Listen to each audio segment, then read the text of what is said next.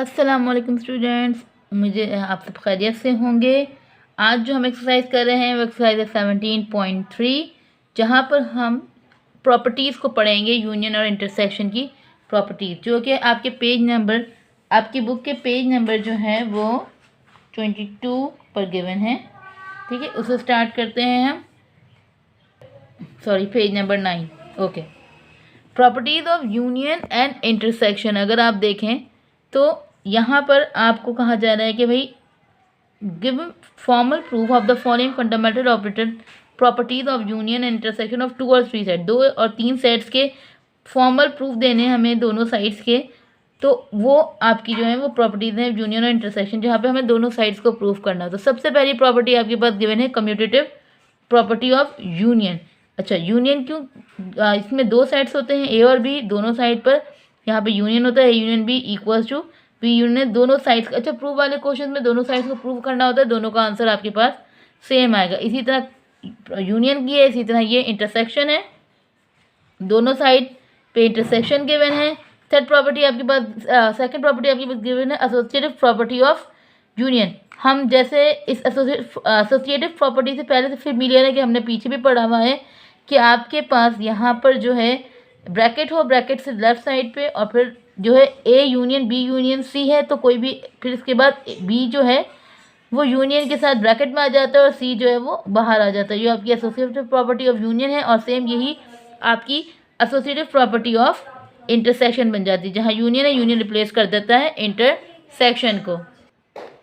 Okay जी, इसके बाद है distributive property of union over intersection. अब यहाँ पे एक साइड पर डिस्ट्रीब्यूटिव प्रॉपर्टी है, यानी कि A union B intersection A union C. Distributive property में क्या होगा, ए बी के साथ भी आ जाएगा, ए सी के साथ भी आ जाएगा, और दोनों के बीच में साइन लग जाएगा जो ब्रैकेट में गिवन है। अच्छा जी, ये ओवर इंटरसेक्शन है, ये ओवर यूनियन है। ठीक है, उसके बाद आ जाता है मोस्ट इंपॉर्टेंट टॉपिक आपके चैप्टर 17 का, डिमॉर्गन्स लॉ। ठीक है, ये हम पहले भी पढ़ चुके हैं 8th क्लास में, दोबारा से हम इसे पढ़ेंगे। 2 डिमॉर्गन्स लॉ के रूल्स होते हैं हमारे पास। ठीक है, ए यूनियन बी का whole complement equals to A complement intersection B complement, and number 2 है ए इंटरसेक्शन बी का whole complement equals to A complement union B complement. जैसे कि मैंने आपको प्रीवियस अपने लेक्चर में बताया था वीडियो में कि इन सारे क्वेश्चंस को करने के लिए आपके पास तीन चीज़ें ऐसी हैं जिन पे आपको कमांड होनी चाहिए। आपको पता हो कि यूनियन क्या होता है, आपको पता हो इंटरसेक्शन क्या होता है, और आपको पता हो कि कॉम्प्लीमेंट क्या हो। ये तीनों चीज़ें अगर आपको क्लियर है बहुत अच्छे से, तो आप इसी तरह के प्रूफ वाले कोई भी क्वेश्चन आपको पास है तो आप आराम से कर सकते हैं। डिमॉर्गन लॉ हमारा मोस्ट इंपॉर्टेंट टॉपिक इसलिए है कि इसमें से ये एक कोई लॉ लाजमी आपके पास पेपर में आता है इस चैप्टर में से। तो आपकी एक्सरसाइज 17.3 भी बेस कर रही है कि पहले क्वेश्चन में हमें कम्यूटेटिव प्रॉपर्टी यूनियन इंटरसेक्शन मालूम करना है, क्वेश्चन 2 में एसोसिएटिव प्रॉपर्टी यूनियन इंटरसेक्शन मालूम करना है, क्वेश्चन 3 में हमें distributive property union over intersection मालूम करना है, क्वेश्चन नंबर 4 में हमें डिमॉर्गन लॉ, और क्वेश्चन नंबर 5 में हमें सबसेट ऑफ यूनिवर्सल सेट मालूम करना है। ठीक है, क्वेश्चन नंबर 1 से शुरू करते हैं, commutative property of union and intersection. तो वेरीफाई करना है हमें कम्यूटेटिव प्रॉपर्टी को। तो अब उसी तरफ आते हैं। 2 साइड्स हैं ए और B, A B C D E, B है A E I O you. जैसे मैंने आपको बताया कम्यूटेटिव प्रॉपर्टी होती है ए यूनियन बी बराबर है बी यूनियन ए के। 2 साइड्स गिवन है, हमने लेफ्ट हैंड साइड दिया ए की वैल्यू, दोनों के बीच में यूनियन का साइन, देन बी की वैल्यू। यूनियन में हम क्या करते हैं, तरतीब दे के लिखते हैं, यानी कि अल्फ़ाबेटिकल ऑर्डर्स को भी हमने असेंडिंग ऑर्डर में अरेंज कर दिया, जो सबसे पहले उसके बाद राइट हैंड साइड में बी यूनियन ए है, सेम प्रोसेस वही होगा, बी की वैल्यू पहले आ जाएगी, ए की वैल्यू बाद में आ जाएगी, दोनों को हम यूनियन कर देंगे, तो ये आपका A union B equals to B union A verify हो जाएगा। ये आपका हो गया प्रूव्ड। देन इसी तरह कम्यूटेटिव प्रॉपर्टी ऑफ इंटरसेक्शन है कि भाई ए इंटरसेक्शन भी बराबर होना चाहिए बी इंटरसेक्शन ए के। तो भी हमने लेफ्ट हैंड साइड ले लिया, A B C D E intersection A E I O U, दोनों में हमारे पास कॉमन क्या था, ए और ई। इसी तरह राइट हैंड साइड में भी हमने पहले ए की वैल्यू, फिर पहले बी की वैल्यू और फिर ए की वैल्यू लिखी, उन दोनों में भी कॉमन क्या था हमारे पास, ए ई। दोनों साइड हमारे बराबर हो गए, तो यानी कि ये दोनों भी एक दूसरे के इक्वल हैं। चलिए आप देखिए क्वेश्चन नंबर 2 में उन्होंने हमें सेट बिल्डर फॉर्म में दिया है। सबसे पहले हमें इनकी वैल्यूज़ को निकालना है, फिर हम इसका यूनियन और इंटरसेक्शन फाइंड कर सकते हैं। जैसे कि मैंने आपको बताया कि इसका मतलब है x such that x element है ई आपको एलिमेंट को डिनोट करता है, जेड हमारे इंटीग्रल्स को डिनोट करता है कि भाई हमें इंटीग्रल्स देखने हैं -3 से बड़ा हो यानी ग्रेटर देन -3 और लेस देन 3 होना चाहिए। इसी तरह क्यू जो है हमारे पास वो ई एलिमेंट जो है वो इवन नंबर है और वो लेस देन आपके पास 4 होना चाहिए। ठीक है, इवन नंबर आपके पास जो है वो लेस देन नहीं, सॉरी आप देख सकते हैं क्वेश्चन में इक्वल टू 4 होना चाहिए, यानी कि 4 के बराबर हो, 4 से ज़्यादा हो ना हो। ठीक है, तो ये आपका पी जो है वो इंटीग्रल्स है और ई आपका इवन पॉजिटिव नंबर है। ई के ऊपर साइन देख सकते हैं आप, प्लस का लगाए तो ये इवन पॉजिटिव नंबर है। तो मैंने भाई पी की वैल्यू लिख ली, -3 से छोटा, -2, -1 और -3 से बड़ा और लेस देन 3, तो -2, -1, 0, 1 और 2 यहाँ रुक गए और इवन नंबर हमारे पास 2 और 4 आते हैं तो ये रुक गए। ठीक है, अब इन दोनों वैल्यूज़ का हमने यूनियन मालूम कर लिया, यूनियन का लगा के साइन दोनों को अरेंज करके तरतीब से लिख दिया। फिर राइट हैंड साइड पर आए तो हमने यहाँ पर क्यू यूनियन पी यानी क्यू की वैल्यू पहले और पी की वैल्यू हमने बाद में लिख दी। तो ये हमारा ये यूनियन हो गया, ये दोनों साइड आपकी वेरीफाई हो गई। इसी के बाद क्वेश्चन नंबर 2 इसी का है, P intersection Q equal to Q intersection P. ठीक है, वही लेफ्ट हैंड साइड लेंगे, पहले पी और क्यू का इंटरसेक्शन करेंगे। अब दोनों में कॉमन क्या है हमारे पास, +2 कॉमन है तो ये +2 आ गया। इस साइड पे हमारे पास क्यू की वैल्यू पहले, पी की वैल्यू बाद में, यहाँ पे भी हमारे पास +2 कॉमन है, तो यहाँ पे भी आपके दोनों साइड वेरीफाई हो गए। अच्छा, जब आपके पास माइनस की वैल्यूज़ के साथ नंबर है तो ध्यान रखें हमेशा पहले माइनस की वैल्यूज़ लिखें, फिर 0, अगर 0 मौजूद नहीं है तो उसके बाद प्लस की वैल्यूज़ लिखें, क्योंकि मैंने आपको नंबर लाइन का कॉन्सेप्ट बताया था कि आपके पास जब नंबर लाइन है तो लेफ्ट साइड पे आपके पास जो है वो माइनस के वैल्यूज़ होती हैं, इंटीग्रल्स होते हैं और फिर आपके पास प्लस के, तो हमेशा माइनस की वैल्यूज़ को पहले लिखा जाता है और फिर प्लस की वैल्यूज़ को लिखा जाता है। ओके जी, सेकंड प्रॉपर्टी आपको जो दी है उन्होंने कहा है कि भाई एसोसिएटिव प्रॉपर्टी मालूम करना है। क्वेश्चन में वही आपको 2 सेट्स गिवन किए हैं, यहाँ पे सिर्फ ध्यान रखना है कि भाई आपको जो प्रॉपर्टी दी गई है उसके अकॉर्डिंग उसे हम सॉल्व करें। एसोसिएटिव प्रॉपर्टी आपके पास A union B union C बराबर होना चाहिए A union B union C के। पहले हम यूनियन वाला करें, इसके बाद हम इंटरसेक्शन को करेंगे। तो जब भी इस तरह के क्वेश्चन आपके पास गिवन हो A union B union C, मैंने आपको एक चीज़ बताई है कि सबसे पहले ब्रैकेट्स को सॉल्व किया जाता है। अगर आपने एक्सरसाइज 17.2 को मेरे अच्छे से देखा और समझा उसे किया है तो इन क्वेश्चन में आपको बिल्कुल भी परेशानी नहीं आएगी। तो सबसे पहले हम यहाँ पे बी यूनियन सी को मालूम करेंगे। ठीक है, बी यूनियन सी आपके पास यानी बी की वैल्यू लिखी, यूनियन का साइन, सी की वैल्यू, दोनों को आप अरेंज करेंगे तरतीब से। तो सबसे पहले आएगा 1, 2, 5, 10, 15 एंड 20। ये थोड़ा सा जो है ना लाइट हो गया है, सही है।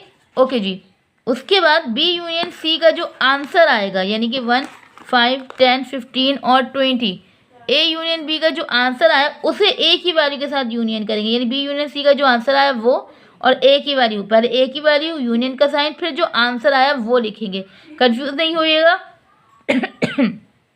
सॉरी, कंफ्यूज नहीं होइएगा बिल्कुल भी कि भाई यहाँ कौन सी वैल्यू लिखे। हमेशा जब भी ध्यान रखें पहले ब्रैकेट सॉल्व करें, ब्रैकेट सॉल्व करने के बाद जो आंसर है वो लिखें और दोनों का हम यूनियन मालूम कर लेंगे। इसी तरह राइट हैंड साइड पे भी करेंगे। सबसे पहले हम ब्रैकेट सॉल्व करेंगे यानी ए बी का यूनियन मालूम किया हमने, फिर की तरतीब से लिखा और उसका जो आंसर आएगा उसे हम सी की वैल्यू के साथ जो आपको क्वेश्चन में मौजूद है ऊपर सी की वैल्यू के साथ यूनियन यानी कि दोनों वैल्यूज़ की ब्रैकेट को तरतीब से लिख देंगे।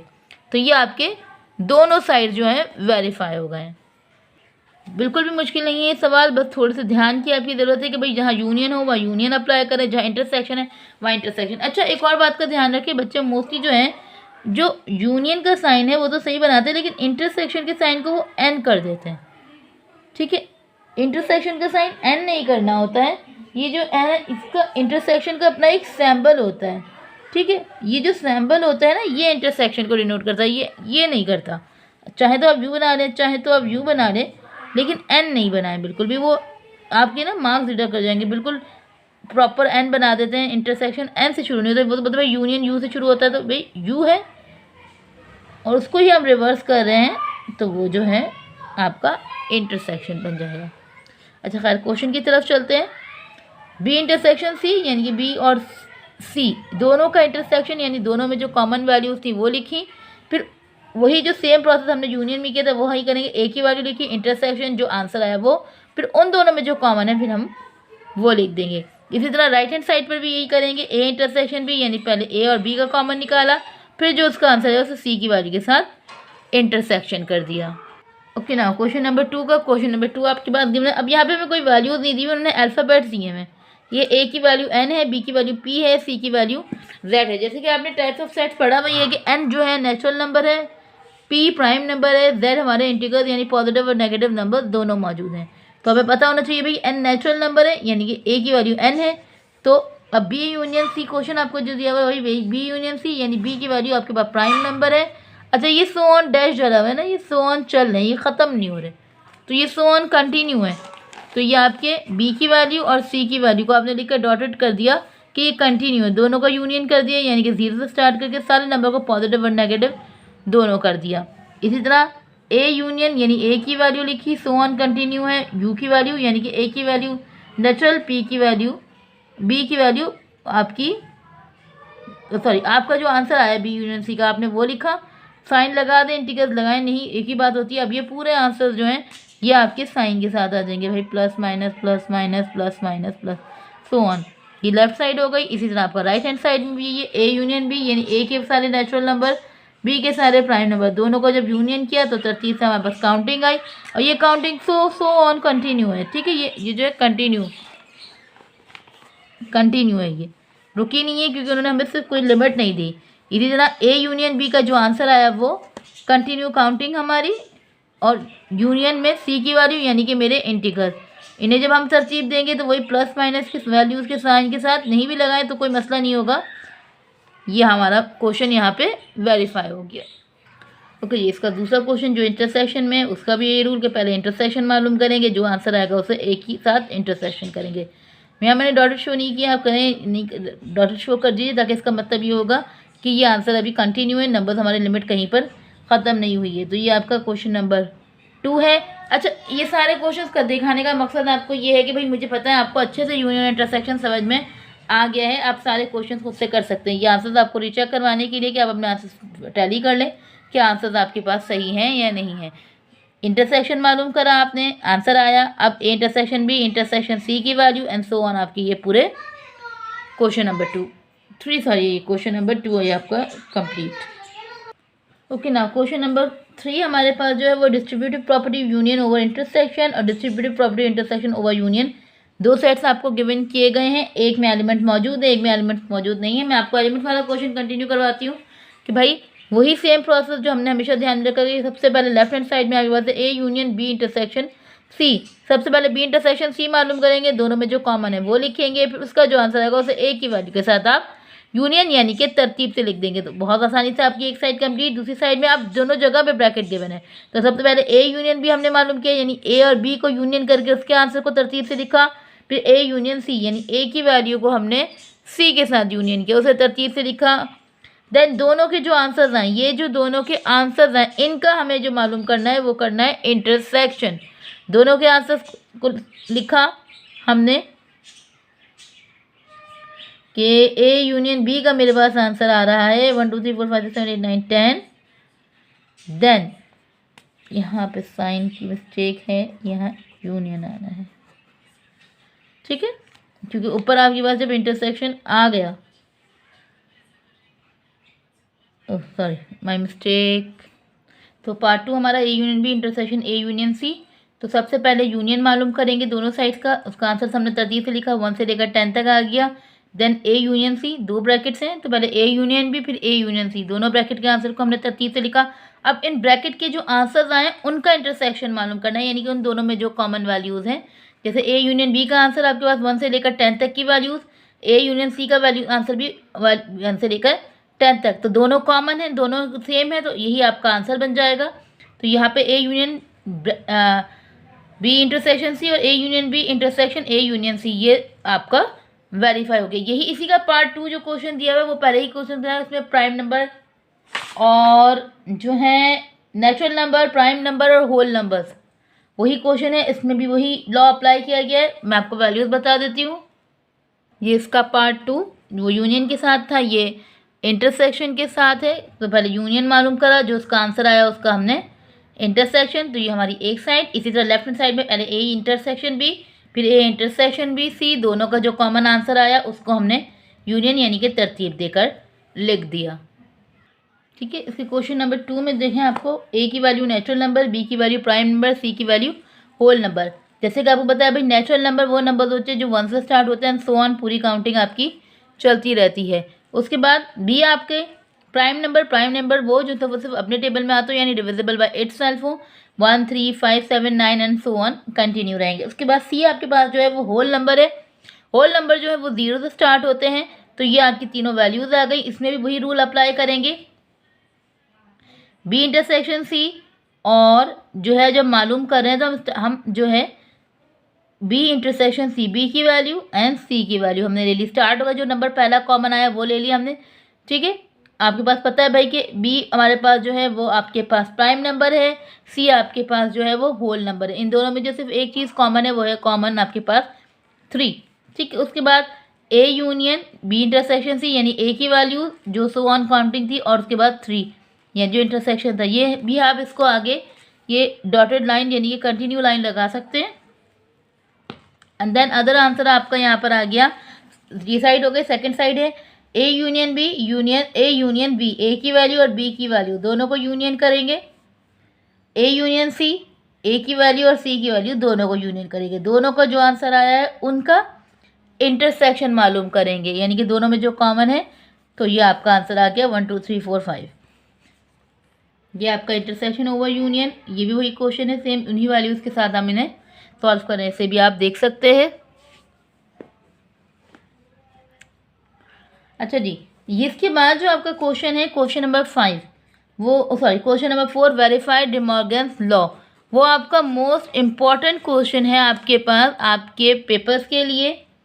ठीक है, क्वेश्चन नंबर 4 आपका इंपॉर्टेंट है, क्वेश्चन है आपके पेपर्स के लिए। आपकी चाहे पुरानी बुक हो, ये नई बुक हमारी जो मैथ्स की आई है वो, चाहे पुरानी बुक रही, उसमें ये वाला क्वेश्चन हमारा इंपॉर्टेंट रहा है लाजमी, यानी कि हर साल ये क्वेश्चन हमारा आया है।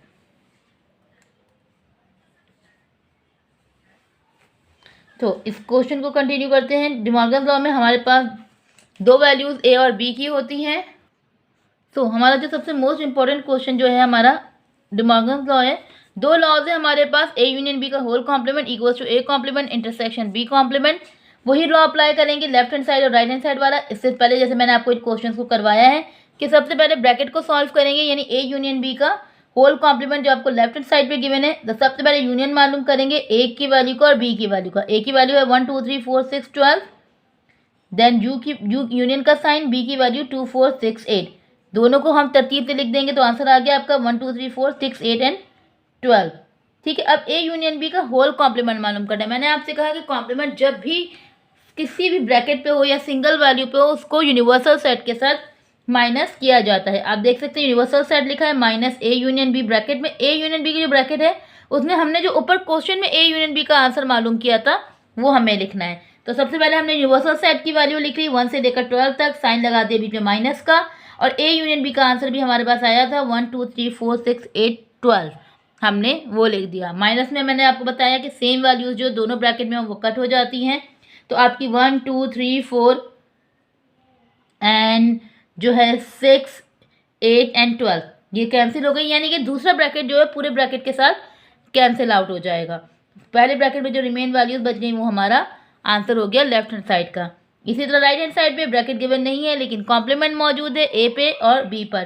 तो सबसे पहले ए का कॉम्प्लीमेंट यानी कि ए की वैल्यू को यूनिवर्सल सेट के साथ माइनस करेंगे, देन बी का कॉम्प्लीमेंट बी की वैल्यू को यूनिवर्सल सेट के साथ माइनस करेंगे, और माइनस करने के बाद ए कॉम्प्लीमेंट और बी कॉम्प्लीमेंट का जो आंसर आएगा, फिर बता रही हूँ जो आंसर आएगा ए और बी की वैल्यू नहीं लिखेंगे, दोनों का जो आंसर आएगा उन दोनों आंसर का फिर हम इंटरसेक्शन निकालेंगे तो हमारे पास हमारा आंसर आ जाएगा। तो ये एक हमारा लॉ, ये ए यूनियन बी का whole complement equals to A complement intersection B complement prove हो जाता है।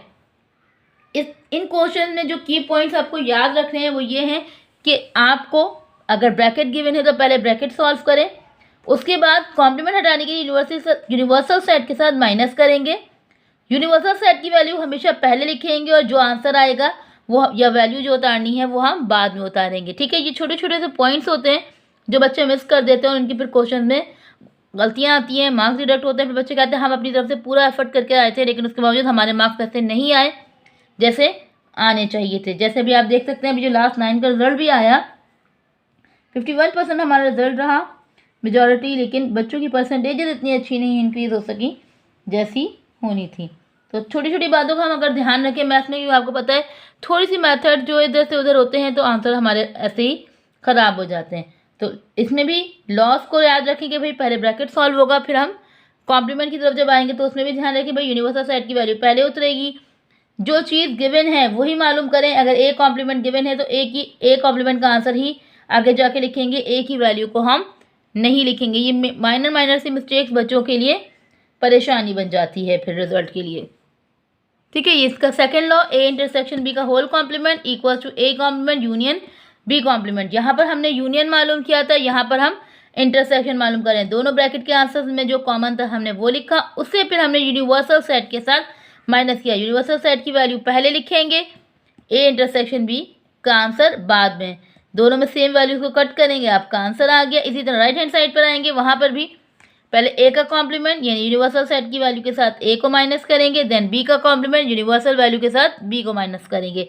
माइनस फिर बता दूं, दोनों ब्रैकेट में जो सेम वैल्यूज होती हैं वो कट जाती हैं और पहले ब्रैकेट में जो आंसर बचता है वो हम लिख लेते हैं। और मोस्टली पहले ब्रैकेट का आंसर बचता है डिमॉर्गन लॉ में, सेकंड ब्रैकेट जो है फर्स्ट ब्रैकेट के साथ कंप्लीटली कैंसिल आउट हो जाता है। फिर दोनों के जो आंसर आते हैं उसका अगर यूनियन मालूम करना है यूनियन, इंटरसेक्शन मालूम करना है तो इंटरसेक्शन करेंगे, दोनों की साइड आपके आंसर आ जाएंगे, ये प्रूव हो जाएगा। बस मेजॉरिटी जो यहाँ पे गलती होती है बच्चों की, या तो वो इंटरसेक्शन भी या यूनियन करने के बाद वहीं स्टॉप कर देते हैं, ये स्टेप नहीं करते, या फिर ये स्टेप करने के बाद यहाँ पर ए और बी की वैल्यू लिख देते हैं, जिसकी वजह से उनका आंसर खराब हो जाता है। 5 हमारे पास मौजूद है, if A and B are subset of U यानी universal set then prove the following properties. वो कह रहे हैं कि ए और बी अगर सबसेट हैं यूनिवर्सल सेट के तो हमें प्रूव करनी है ये सारी प्रॉपर्टीज जो आपको क्वेश्चन में गिवन है। तो ए और बी हमें ऐसा सेट लेना होगा जिसमें यूनिवर्सल सेट में वो सारी वैल्यूज मौजूद हों जो ए और बी में है। आप कोई सा भी सेट ले सकते हैं, मैंने यहाँ पर देखें आपके सामने लिया है, यूनिवर्सल सेट की वैल्यू ली है मैंने 1 से लेकर 7 तक, ए की वैल्यू 1 2 4 6, बी की वैल्यू 1 3 5। आप कोई भी नंबर इसमें ले सकते हैं, लेकिन उसमें ये ध्यान रखना होगा कि यूनिवर्सल सेट की जो वैल्यूज़ हैं वो ए और बी दोनों में मौजूद होनी चाहिए। क्वेश्चन 1 आपके पास है ए यूनियन ब्रैकेट में इंटरसेक्शन भी बराबर है A intersection bracket A union B के। जैसे कि मैंने आपको बताया कि भाई लेफ्ट हैंड साइड या राइट हैंड साइड जो साइड आप पहले लेना चाहें वो ले लें। लेफ्ट हैंड साइड लिया है पहले हमने, पहले ब्रैकेट सॉल्व किया, ब्रैकेट में इंटरसेक्शन था, दोनों में जो कॉमन था वो आ गया। देन आंसर जो आया है उसका यूनियन करेंगे, यानी कि ए की यूनियन के साथ ब्रैकेट का जो आंसर आया है उसे यूनियन करेंगे। तो 1 2 4 6 ए की वैल्यू, इंटरसेक्शन बी 1 उसकी वैल्यू, दोनों का यूनियन, आंसर तरतीब से आ गया आपका। Then A intersection A union B, पहले ए यूनियन बी यानी ए और बी को यूनियन किया, उसका आंसर। देन जो आंसर आया है उसे हम इंटरसेक्शन करेंगे एक ही वैल्यू के साथ, यानी कि दोनों में जो कॉमन है वो आ गया। बहुत आसान से सवाल हैं ये आपके, क्योंकि हम पीछे De Morgan law, associative law, commutative law, distributive law सारे लॉज पढ़कर आए, हमें पता है यूनियन, इंटरसेक्शन और कॉम्प्लीमेंट क्या है। तो मुझे उम्मीद है कि ये आप आसानी से कर सकते हैं। इसी तरह दूसरा क्वेश्चन है, उसके राइट साइड पर जो है वो A union A complement intersection B, और लेफ्ट साइड पे ए यूनियन बी है सिर्फ। तो ए यूनियन बी हमने सॉल्व किया, उसको तरतीब दिया, देन राइट साइड पर आए हम। राइट साइड में अच्छा सबसे पहले वही बात, ब्रैकेट की तरफ आएंगे, ब्रैकेट में कॉम्प्लीमेंट है तो पहले कॉम्प्लीमेंट मालूम किया, उसके आंसर को जो है ए कॉम्प्लीमेंट के आंसर को बी की वैल्यू के साथ इंटरसेक्शन किया, देन उसका जो आंसर आया उसे ए के साथ हमने यूनियन किया। 3 तरह के स्टेप्स हो रहे हैं, पहले कॉम्प्लीमेंट, फिर इंटरसेक्शन, देन यूनियन। अरेंजमेंट ध्यान में रखें, हमेशा जब भी करें तो वैल्यूज़ के बीच में सिर्फ साइन लगाएं, कभी भी ए और बी नहीं लिखें, इसमें भी मार्क्स डिडक्ट हो जाते हैं। ठीक है, उसके बाद हमारा क्वेश्चन नंबर 3 आपके पास मौजूद है। अब ये कह रहे हैं कि बी बराबर होना चाहिए A intersection B union A complement intersection B के। ठीक है, ये कह रहे हैं बी आपका बराबर होना चाहिए आपकी राइट साइड से। तो बी की वैल्यू भाई मेरे पास है 1 3 5। राइट साइड पर आएंगे, ए इंटरसेक्शन बी और ए कॉम्प्लीमेंट इंटरसेक्शन बी, दोनों ब्रैकेट्स को 1 बाय 1 सॉल्व करेंगे। पहले ए इंटरसेक्शन बी यानी कि ए और बी में जो भी कॉमन था वो आ गया, उसके बाद ए कॉम्प्लीमेंट इंटरसेक्शन बी यानी पहले ए का complement U minus A universal minus A हो जाएगा, फिर उसका जो आंसर आएगा उसे बी की वैल्यू के साथ इंटरसेक्शन किया जाएगा। अब हमारे पास दोनों आंसर आ गए, ए कॉम्प्लीमेंट इंटरसेक्शन बी और ए इंटरसेक्शन बी, दोनों का जो आंसर है उसका हम यूनियन मालूम करेंगे, दोनों को तरतीब से लिखेंगे तो हमारी बी की वैल्यू ही आ जाएगी। ये हमारा आंसर यहाँ पे वेरीफाई हो गया। ओके, क्वेश्चन नंबर 4 आपका, ठीक है, उसमें भी उन्होंने दिया हुआ है कि B equals to A union A complement intersection B और ए सबसेट ऑफ बी, यानी कि ए जो है वो सबसेट है बी का, यानी कि ए की कुछ एलिमेंट जो हैं वो बी में भी मौजूद हैं। तो हमें ये भी प्रूव करना है, वही सेम एज इट इज। हमें पता है B135 है हमारा। हमने राइट हैंड साइड को सॉल्व किया, पहले कॉम्प्लीमेंट निकाला, इंटरसेक्शन निकाला और उसका यूनियन किया। तो हमने देखा भाई कि सही सी बात है कि हमारे पास ए साइड में 135 है और बी हमारा 135 है, तो ए की एलिमेंट बी में मौजूद है, तो ये हमारा सबसेट है बी का। तो यहाँ हमारी एक्सरसाइज 17.3 जो है वो कंप्लीट होती है। मुझे उम्मीद है कि आपको समझ में आ गई हो। दुआओं में याद रखिएगा। इंशाल्लाह नेक्स्ट एक्सरसाइज के साथ नेक्स्ट वीडियो में मुलाकात होगी। जो भी मेरे व्यूअर्स न्यू हैं, चैनल को देख रहे हैं, वीडियोस देख रहे हैं, काइंडली सब्सक्राइब करके जाया करें चैनल को। आपका सब्सक्रिप्शन इस बात का सबूत है कि आपको मेरी वीडियोस पसंद आ रही हैं। तो काइंडली सिर्फ वीडियो सब्सक्राइब कर दें, लाइक कर दें और आगे भी शेयर कर दें। अल्लाह हाफिज़।